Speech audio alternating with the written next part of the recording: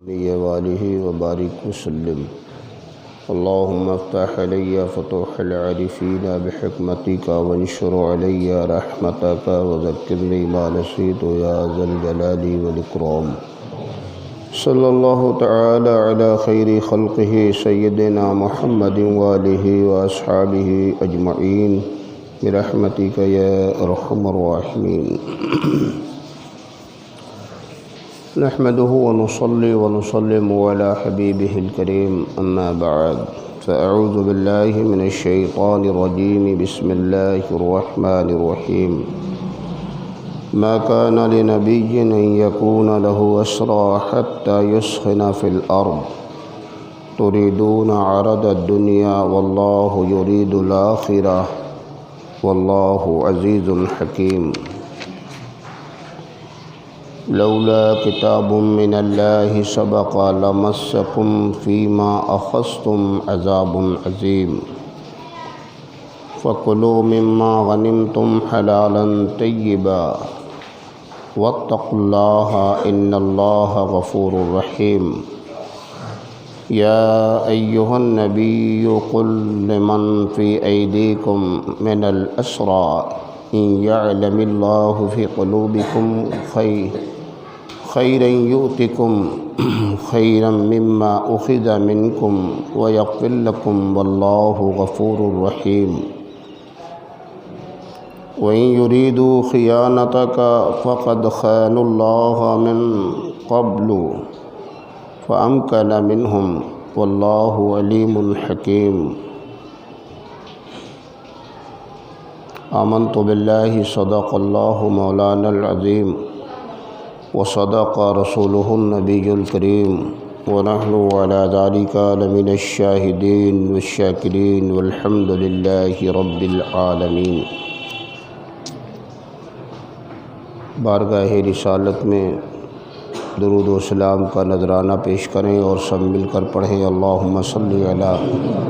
سیدنا و نبینا و مولانا محمد النبی الامی وآلہ وبارک وسلم۔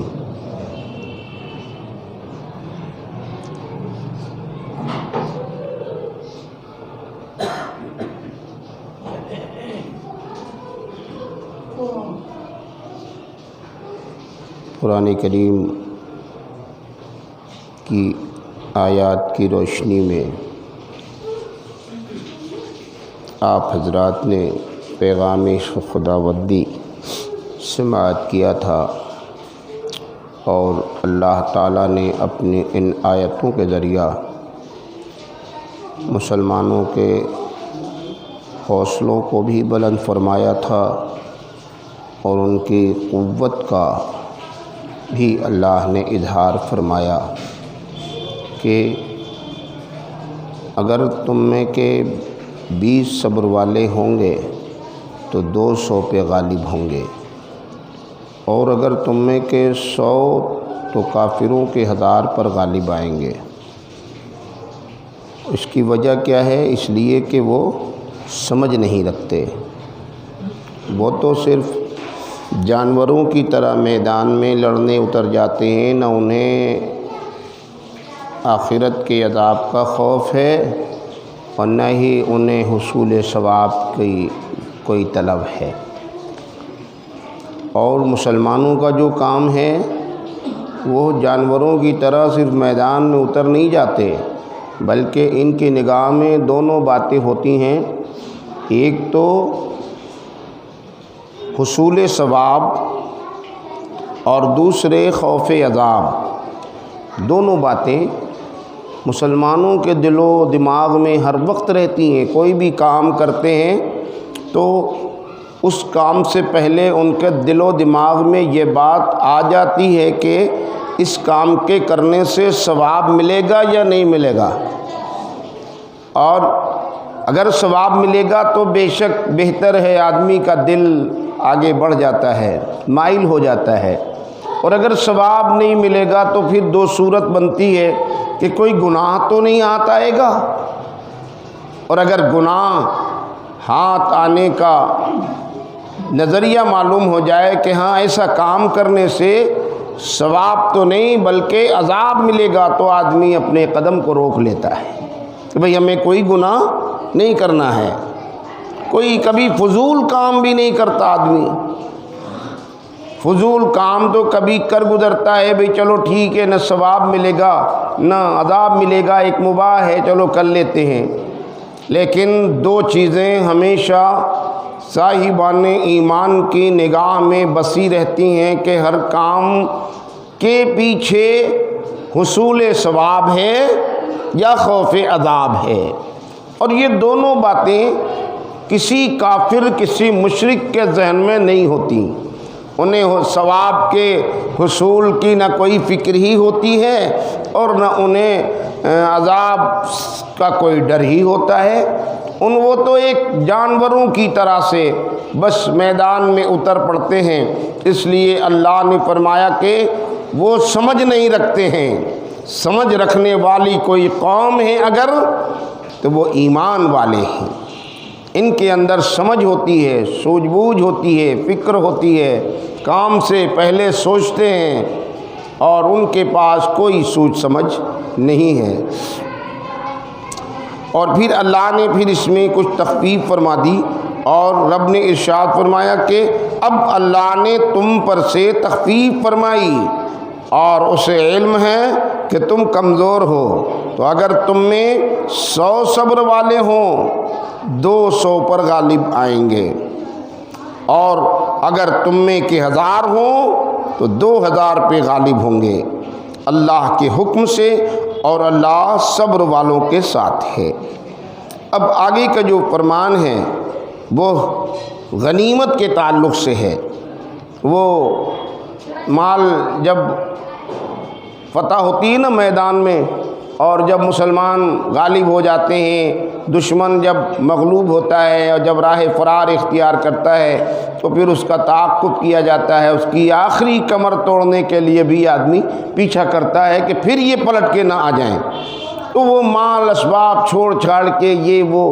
بھاگتے ہیں۔ اور پھر یہ کہ کبھی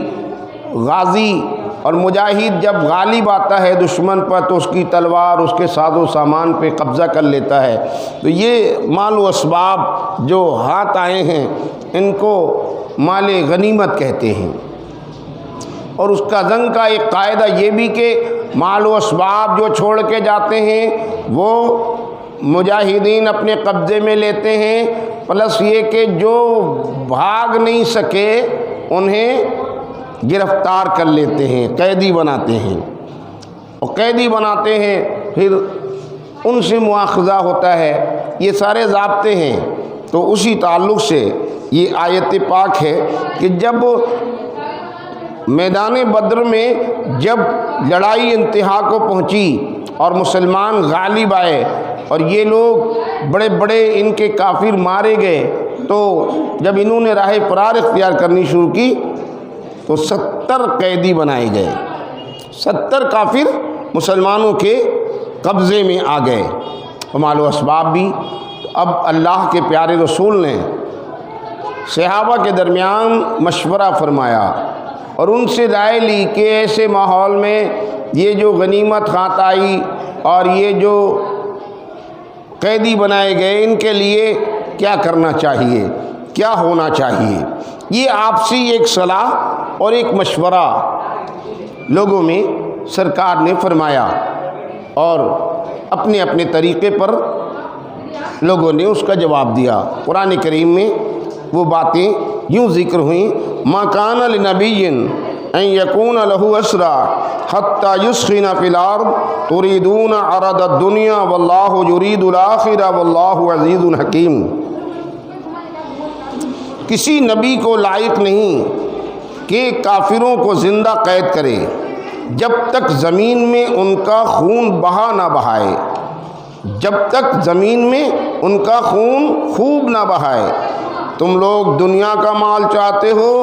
اور اللہ آخرت چاہتا ہے، اور اللہ غالب حکمت والا ہے۔ چنانچہ آپ اس آیت پاک کا شان نزول جب آپ سماعت کریں گے تو مفہوم واضح ہو جائے گا۔ شان نزول یہ ہے کہ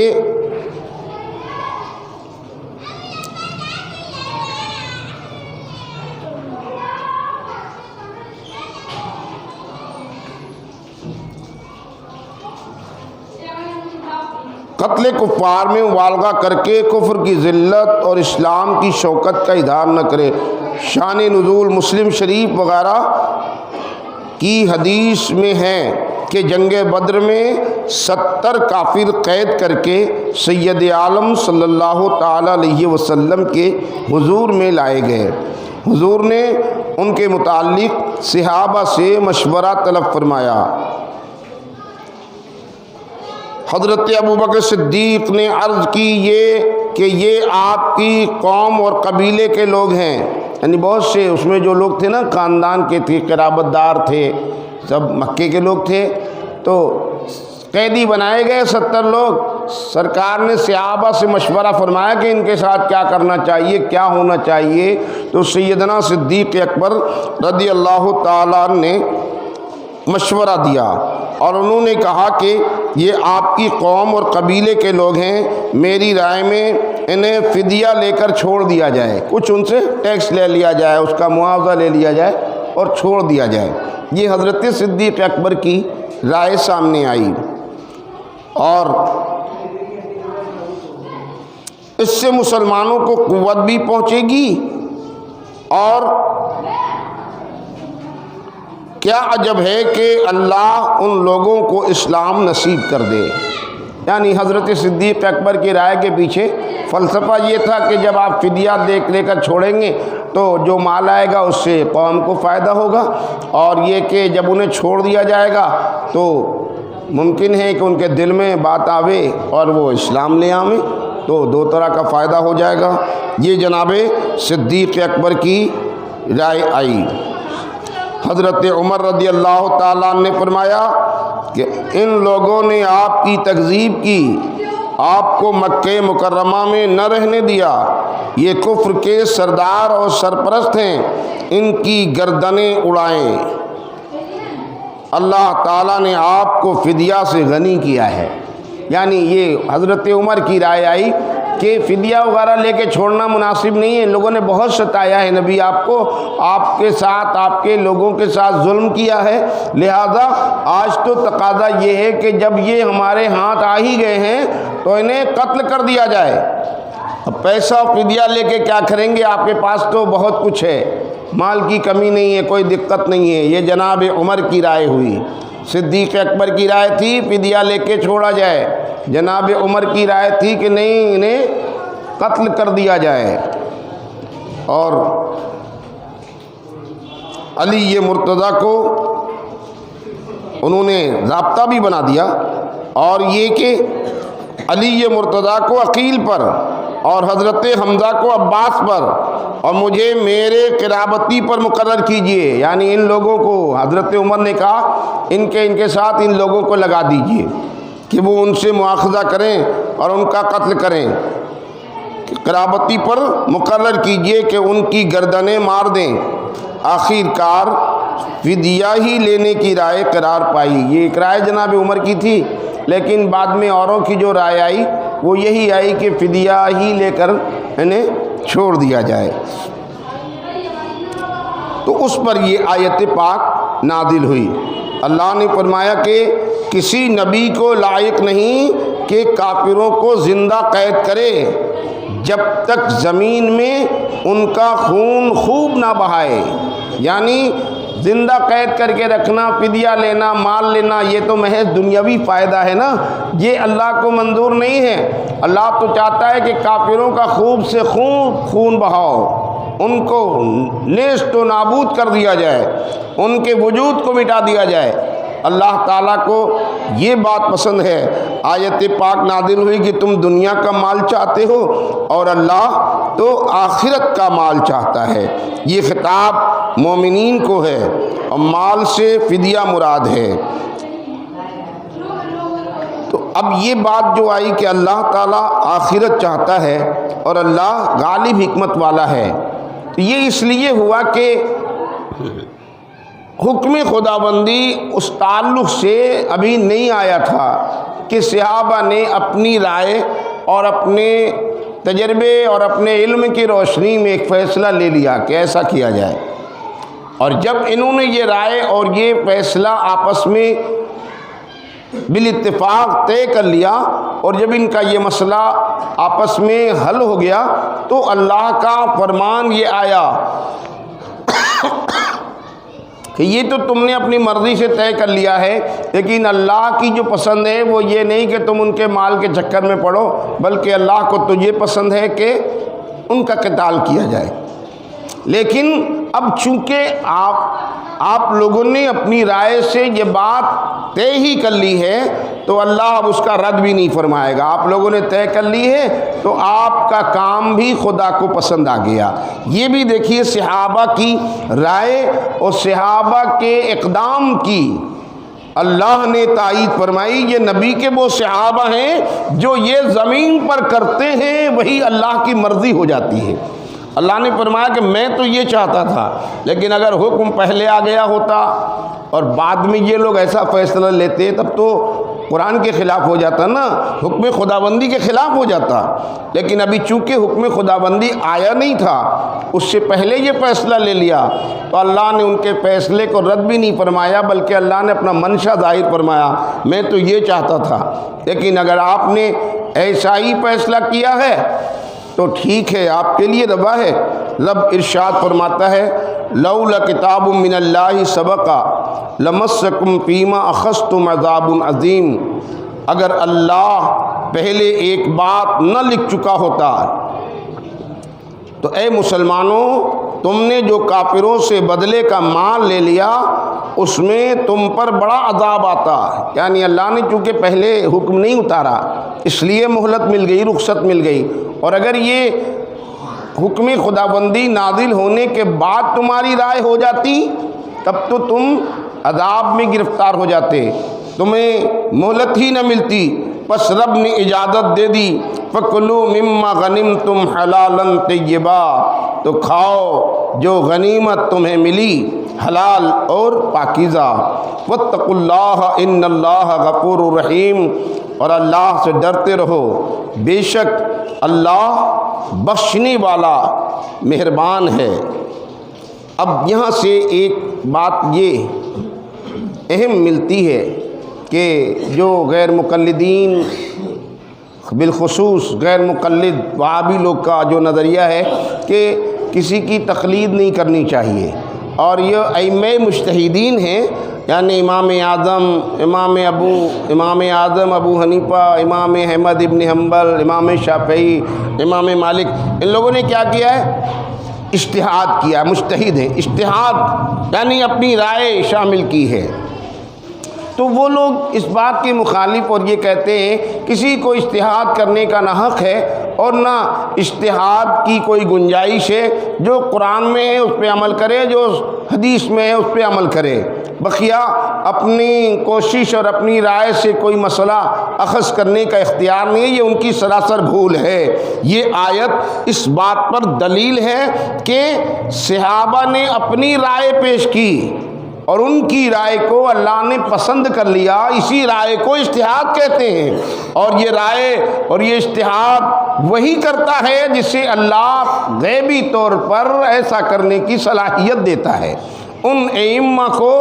اجتہاد کی صلاحیت اللہ نے عطا فرمائی تھی، اس لیے وہ اجتہاد کرتے تھے، اور ہر اجتہاد جو مطابق قرآن ہو، جو مطابق حدیث ہو، وہ اجتہاد رد نہیں ہوتا ہے، بلکہ وہ اجتہاد اللہ کا منشا ہوتا ہے۔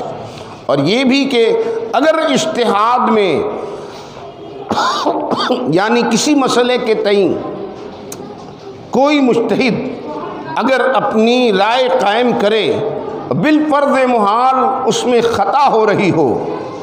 اور اس خطا کی طرف اس کی توجہ نہ ہو اور وہ فیصلہ سنا دے، تو ایسی خطا پہ اللہ گرفت نہیں فرماتا، بلکہ اس خطا اجتہادی پر بھی اللہ انہیں ثواب عطا فرماتا ہے۔ یہ اجتہاد کے تعلق سے یہ آیت مبارکہ بہت ہی خاص ہے، اور ان لوگوں کے لیے جواب ہے جو لوگ مجتہدین اکرام کی توہین کرتے ہیں اور اجتہاد کی کوئی حیثیت نہیں سمجھتے، ان کے تئیں یہ بات سامنے لائی جا سکتی ہے کہ بدر کے کفار جب قیدی بنائے گئے تو صحابہ نے اجتہاد کیا کیا کرنا چاہیے، اور جو انہوں نے اجتہاد کیا اس میں دنیاوی مفاد شامل تھا، یعنی انہوں نے یہ کہا تھا کہ فدیہ لے کے چھوڑا جائے، دنیاوی فائدہ نظر میں آ رہا تھا، اس کے باوجود اللہ نے رد نہیں فرمایا، بلکہ اللہ نے فرمایا کہ ہم تو دنیا کا فائدہ تمہارے لیے نہیں چاہتے تھے، ہم تو چاہتے یہ تھے کہ کافر کو خوب سے خوب قتل کیا جائے، لیکن اب تم نے جب رائے کر ہی لی ہے اور تم نے جب فیصلہ کر ہی لیا ہے تو تمہارے اجتہاد سے تمہارا خدا راضی ہے، جاؤ تم کر لو، اجازت ہے، اس لیے کبھی حکم نہیں آیا تھا۔ تو پتہ یہ چلا کہ اجتہاد بھی شرعی اسلامی قرآنی چیز ہے، اجتہاد کرنے کا اختیار بندوں کو اللہ نے دیا ہے، اور یہ ائمہ مجتہدین اس کام پہ مامور ہوئے کہ قرآن کی آیتوں اور احادیث کے کلمات کو نگاہوں میں رکھتے انہوں نے مسئلہ اخذ کیا، اور وہ احکامات جن میں کسی طرح کا ابہام تھا یا جن میں کسی طرح کا اجمال تھا، انہوں نے اپنی کوشش سے، اپنی فراست سے، اپنے علم سے اور اپنی ذکاوت سے، اپنی فقاہت سے انہوں نے اس کو واضح کر دیا۔ یہ اجتہاد غیر اسلامی نہیں ہے، بلکہ اجتہاد کرنا یہ ان کی اپنی شان ہے، اور جو لوگ ایسا کرتے ہیں، جنہیں یہ فن معلوم ہے، جنہیں یہ ہنر معلوم ہے، جنہیں اس کا علم ہے، انہی کو ائمہ مجتہدین کہتے ہیں۔ تو قرآن کی اس آیت سے اجتہاد کی تائید ہوتی ہے اور اجتہاد کی نفی نہیں ہوتی۔ رب نے ارشاد فرمایا کہ واتقوا اللہ ان اللہ غفور رحیم، اور اللہ سے ڈرتے رہو، بے شک اللہ بخشنے والا مہربان ہے۔ آگے ارشاد ربانی ہے، یا ایھا النبی قل لمن فی ایدیکم من الاسری ان یعلم اللہ فی قلوبکم خیرا یؤتکم خیرا مما اخذ منکم ویغفر لکم واللہ غفور الرحیم۔ یا ایھا النبی، اے نبی، یعنی وہی ہے غیب کی خبریں بتانے والے، جا بجا اللہ اپنے محبوب کو نبی کہہ کے پکارتا ہے۔ یہ بھی خیال رہے کہ بدعقیدوں کی نگاہ میں لفظ یا کے ساتھ کسی کو پکارنا حرام ہی نہیں، کفر تک بتاتے ہیں، حرام کہتے ہیں۔ یا رسول اللہ کہہ دیا حرام ہے، کسی کو یا کے ساتھ نہیں پکار سکتے، یا غوث المدد نہیں کہہ سکتے، یا رسول اللہ نہیں کہہ سکتے۔ یہ سب کون کہتا ہے؟ وہابی لوگ کہتے ہیں، دیوبندی لوگ کہتے ہیں۔ یہ ان کے عقیدے ان کی کتابوں میں چھپے، ان کی تقریروں سے واضح ہیں۔ سنی لوگ جانتے ہیں کہ یا کے ساتھ اگر کسی کو کسی سنی مسلمان نے پکار دیا، یا غوث المدد کہہ دیا، بس انہیں تکلیف ہو گئی، یا رسول اللہ کہہ دیا، یا علی کہہ دیا، یا حسین کہہ دیا، تو کہتے ہیں یہ حرام ہے، کسی کو یا کے ذریعے نہیں بلایا جا سکتا۔ ان دریدہ دہن احمقوں سے پوچھو کہ اللہ نے مصطفیٰ کو جا بجا یا ایھا النبی کہہ کر جو پکارا، یہ کیسے صحیح ہے؟ اگر یا رسول اللہ کہہ کر پکارنا منع ہے تو قرآن میں تو جگہ جگہ یا ایھا النبی آ رہا ہے، جگہ جگہ یا ایھا النبی کہہ کر اللہ نے مصطفیٰ کو اس طرح مخاطب کر کے رہتی دنیا یہ پیغام دے دیا، جب میرے مصطفیٰ کو پکارو گے تو قرآن پر تمہارا عمل ہوگا، یا کے ساتھ پکارنا خلاف شرع نہیں ہے، حرام نہیں ہے، بلکہ رب کا یہی انداز تکلم ہے۔ اللہ نے تو پکارا ہی ہے جگہ جگہ، اور خدا قرآن میں پکار سکتا ہے تو ہم نہیں پکار سکتے کیا؟ اللہ نے جگہ جگہ پکارا، یا ایھا النبی، یا ایھا الرسول۔ یہیں پہ ابھی 2-3 جمعوں سے جگہ جگہ آ رہی نا، یا ایھا النبی، یا ایھا النبی، یہ کیسے درست ہے؟ پتہ یہ چلا کہ اہل سنت و جماعت کا معمول یا کے ساتھ بزرگوں کو پکارنا یہ خلاف شرع نہیں ہے، بلکہ قرآن کے انداز بیان پر عمل ہے، اور اللہ کے اللہ کے منشائے تکلم پر عمل ہے۔ اللہ اس چیز کو پسند کرتا ہے کہ میرے محبوبوں کو یا کے ذریعے حاجت مند لوگ پکارا کریں۔ پتہ یہ چلا ہر حاجت روا کو، ہر مشکل کشا کو، ہر فریاد رس کو محتاج، حاجت مند، ضرورت مند، مشکل میں گرفتار یا کے ذریعے پکار سکتا ہے، کہیں سے منع نہیں ہے، اور پکارنے کا فائدہ بھی ہے۔ ایسا نہیں ہے کہ پکارنے والا یوں ہی پکارتا رہے، نہیں، پکارنے والا پکارتا ہے۔ تو یہ فریاد رس لوگ وہ ہیں، اللہ انہیں وہ قوت دیے ہوتا ہے کہ ادھر پکارتا ہے تو ادھر وہ فریاد رسی کر دیتے ہیں۔ سرکار غوث اعظم، ہم لوگ سب کے پیر ہیں نا، سارے پیروں کے پیر ہیں۔ سرکار غوث اعظم فرماتے ہیں میرا کوئی مرید کہیں سے بھی رہ کر پکارے، میں اس کی آواز بھی سنتا ہوں اور اس کی فریاد رسی بھی کرتا ہوں۔ اور یہ بھی فرماتے ہیں سرکار غوث اعظم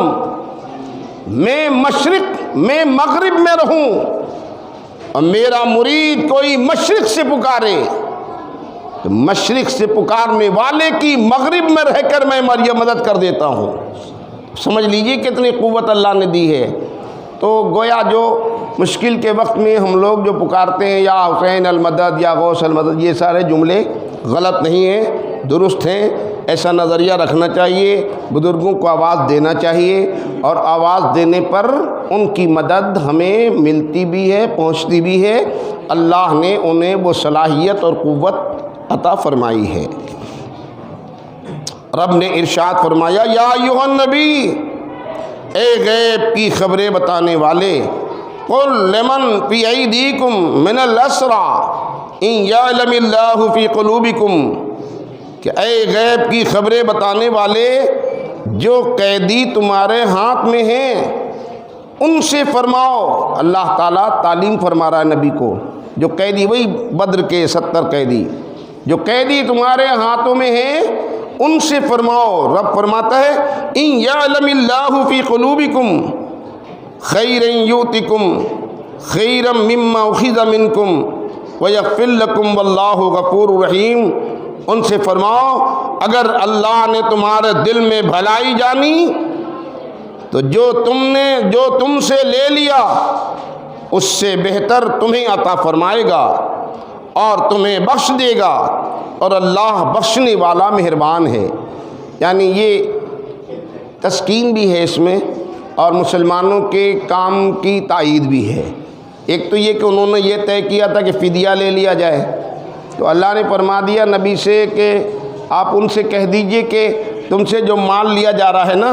تو اس میں تم پر ظلم نہیں ہو رہا ہے، بلکہ یہ تم سے جو فدیہ لیا جا رہا ہے یہ بھی گویا اللہ کی طرف سے تمہاری مدد ہے، اور اس میں تمہاری رہائی ہو رہی ہے، اور اس رہائی کے طفیل تم کو اللہ دولت ایمان سے مالا مال بھی فرمائے گا۔ چنانچہ ہوا ایسا ہی۔ آپ تفسیر میں دیکھیں کہ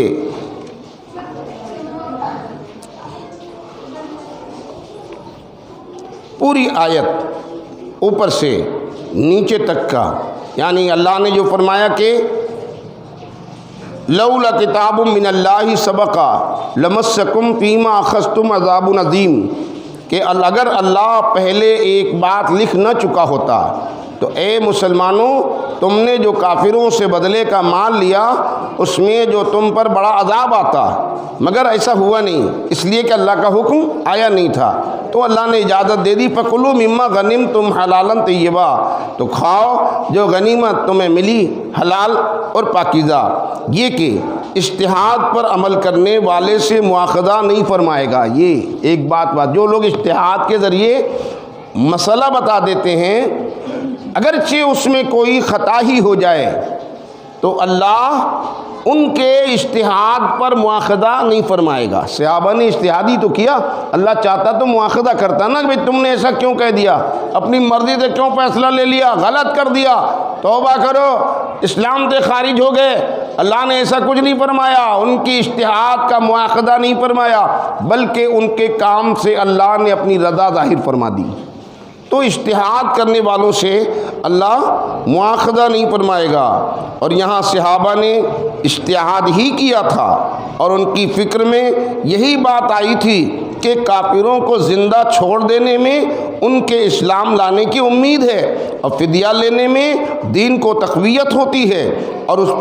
اس پر نظر نہیں کی گئی کہ قتل میں عزت اسلام ہے۔ قتل میں عزت اسلام بھی تو ہے، یہ تو مال لے کے چھوڑ دے رہے، لیکن ایک پہلو یہ بھی تو ہے کہ قتل کر دیا جائے اگر تو اس میں عزت اسلام ہے۔ یہ پہلو اجتہاد میں چھوٹ گیا تھا، دماغ میں نہیں آیا۔ حالانکہ حضرت عمر نے تو ایسی رائے دی،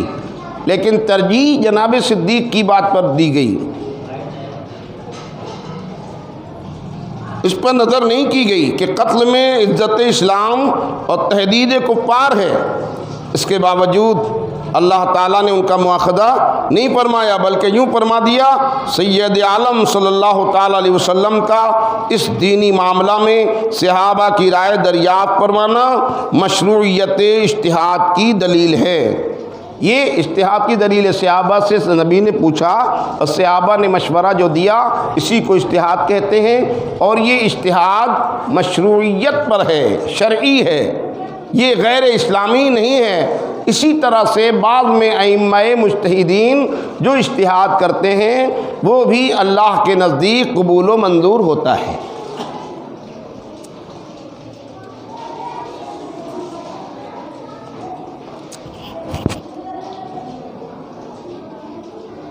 رب ارشاد فرماتا ہے، جب اوپر کی آیت نازل ہوئی تو اصحاب نبی صلی اللہ تعالیٰ علیہ وسلم نے جو فدیے لیے تھے ان سے ہاتھ روک لیے، ڈر گئے، یہ کیا ہوا، اللہ تعالیٰ کی مرضی نہیں اور ہم نے ایسا رائے لے لیا، فدیہ لے لیا، لوگوں نے ہاتھ روک لیا۔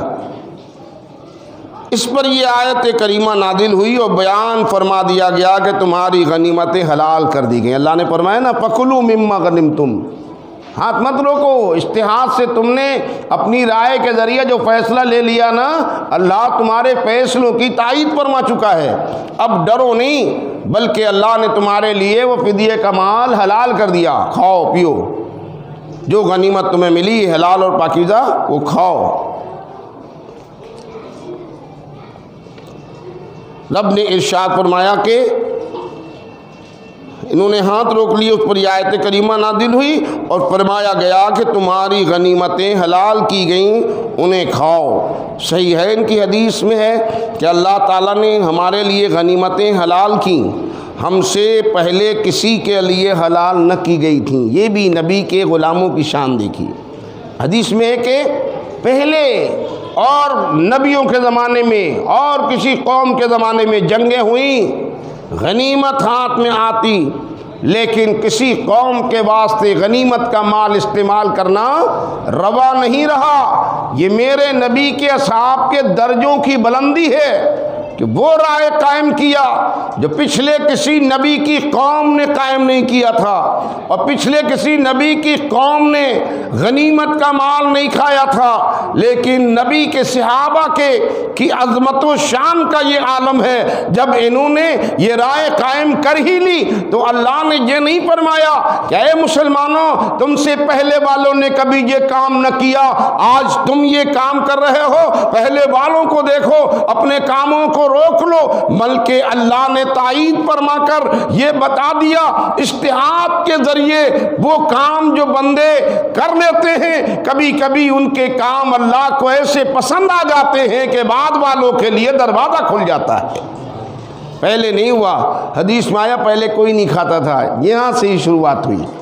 یہیں سے شروعات ہو گئی، اور قیامت تک کے لیے اجتہاد کی پوزیشن دیکھیے۔ لوگ کہتے ہیں کہ اجتہاد کا حق نہیں ہے، اجتہاد کا حق نہیں ہے، معاذ اللہ، مجتہدین کو، امام اعظم کو، امام شافعی، امام مالک، امام احمد ابن حنبل وغیرہ اور ان کے تمام شاگرد جتنے ائمہ مجتہدین گزرے ہیں، یہ غیر مقلدین، یہ وہابی انہیں گمراہ کہتے ہیں، تو کہتے ہیں اجتہاد پر کام کرنے والے ہدایت سے ہٹ گئے، گمراہ کہتے ہیں۔ بتائیے صحابہ نے اجتہاد کیا نا، اور یہ بھی نہیں کہ کوئی آسان اجتہاد کیا، ایسا اجتہاد کیا جو پچھلے کسی قوم نے نہیں کیا، کسی زمانے میں نہیں کیا۔ مال غنیمت فدیے کے طور پر لیا، پہلے کبھی نہیں لیا گیا، اور کسی قوم کے واسطے حلال نہیں رہا، لیکن جب انہوں نے اپنی رائے سے یہ تسلیم کر لیا کہ ہاں ہم لے لیں اور حلال اور ہم اس کا استعمال کر لیں، تو اللہ نے ان کے اجتہاد کی تائید فرماتے ہوئے اعلان فرما دیا فَكُلُوا مِمَّا غَنِمْتُمْ حَلَالًا طَيِّبًا، کہ کھاؤ، تمہارے واسطے اللہ نے حلال کر دیا۔ قیامت تک کے لیے یہ فائدہ ہو گیا کہ نہیں ہو گیا؟ اجتہاد کا ہی تو فائدہ ملا۔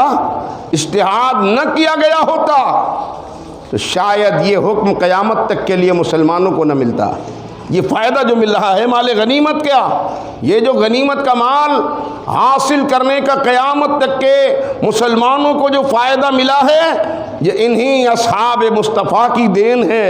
ان کے اجتہاد کی دین ہے۔ بالفرض اگر یہ اجتہاد میں کوئی اور رائے قائم کر لیتے اور یہ رائے نہ کیے ہوتے، یہ کیا ضروری تھا کہ پھر اللہ یہ اجازت دیتا؟ اللہ نے تو ان کے کاموں کی تائید فرما کر ان کے حوصلوں کو بلند کر دیا۔ یہ اجتہاد کا فائدہ ہے۔ اب آپ دیکھیں، رب ارشاد فرماتا ہے اے نبی، جو قیدی تمہارے ہاتھ میں ہیں ان سے فرماؤ اگر اللہ نے تمہارے دل میں بھلائی جانی تو جو تم سے لے لیا اس سے بہتر تمہیں عطا فرمائے گا۔ یہ ان کی تسکین کے لیے، یعنی کافی لوگ یہ نہ سمجھیں کہ مسلمان ہم پہ ظلم کر رہے ہیں، ہمارے مال و اسباب چھین لے رہے ہیں۔ اللہ نے فرمایا کہ آپ ان سے فرمائیے کہ تم سے اگر یہ لے لیا گیا ہے نا، اس کے بدلے تمہیں اچھی دولت ملے گی۔ اب وہ دولت کیا ملے گی؟ وہ دولت ایمان مل جائے گی، دولت اسلام مل جائے گی۔ وقت اجازت نہیں دے رہا، آگے کا بھی جو مسئلہ ہے نا یہ بھی تفصیل طلب ہے، انشاءاللہ آپ آئندہ سنیں گے۔ وآخر دعوانا الحمدللہ رب العالمین۔